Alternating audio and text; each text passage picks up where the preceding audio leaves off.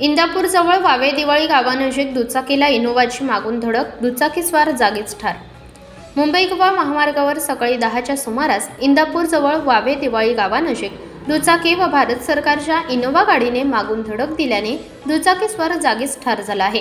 मिळालेल्या माहितीनुसार रोहा महादेववाडी येथील राजाराम अनंत धारादिवकर रोहावरून MH06 BX 1883 ही दुचाकी गाडी कोलाड बाजूकडून माणगाव बाजूकडे जात असताना कोलाड बाजूकडून माणगाव बाजूकडे जात असणारी MH03 CS 3499 ही भारत सरकारची इनोव्हा गाडीने मागून जोरदार धडक दिल्याने दुचाकीस्वार जागीच ठार झाला आहे। मृत व्यक्तीला माणगाव शासकीय रुग्णालयात दाखल करण्यात आले आहे आणि पुढील तपास माणगाव पोलीस करीत आहेत। स्वराज लाईव्ह साठी अजय परदेशीसह दीपक दबके, माणगाव, रायगड। आपण पाहताय महाराष्ट्रातील वेगवान न्यूज चॅनल स्वराज्य लाईव्ह।